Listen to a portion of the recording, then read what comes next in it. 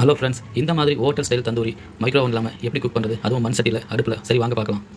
அதுக்காக பார்த்தீங்கன்னா முழு கோழி 2 எடுத்துருக்கோம், ஸ்கின் அவுட் பண்ணிருக்கோம். நீங்கள் வந்து பார்த்தீங்கன்னா கறியை ரைட்டாக ஃபீஸ் பண்ணிருக்காங்க, அப்போ தான் மசாலா இருக்கும். மஞ்சள் உப்பு போட்டு நல்லா 2-3 டைம்ஸ் வாஷ் பண்ணிக்காங்க. ஸோ அதுக்கப்புறம் வந்து பார்த்தீங்கன்னா தயிர் போட்டுறோம். தயிர் கூட வந்து பார்த்தீங்கன்னா இஞ்சி பூண்டு பேஸ்ட் போட்டுருக்காங்க. அதுக்கப்புறம் 2 லெமன் நல்லா புளிஞ்சு விட்டுருக்காங்க. இந்த தயிர் வந்து பார்த்தீங்கன்னா கட்டி இருக்கக்கூடாது, அதனால் நல்லா உடச்சு விட்டு நல்லா மிக்ஸ் பண்ணிக்காங்க.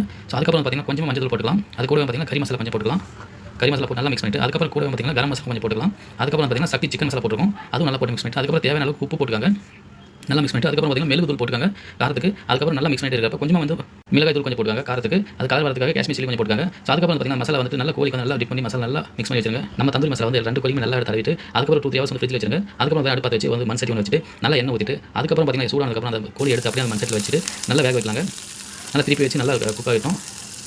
கோழி வந்துட்டு நம்ம திருப்பி போட்டு நல்லா வேக வச்சுலாங்க. ஏன்னா ஓவன் ட்ரை பண்ணால குக் ஆகிறது லேட் ஆகும். நீங்கள் நல்லா திருப்பி போட்டு ஃபுல்லாக குக் ஆகிடும். பாருங்க நல்லா வந்துருச்சு. இப்போ 90% குக் ஆயிடுச்சு. ஸோ இதை வந்து நம்ம எடுத்துட்டு அதுக்கு ஒரு கிரி வச்சு அதுக்கு மேலே தந்தூரி வச்சு நம்ம சூடு பண்ணி எடுத்தால் போதுங்க. Hotel style tandoori ready. So இனிமேல் ஹோட்டல் போய் சாப்பிட மாட்டீங்க, வீட்டில் இந்த மாதிரி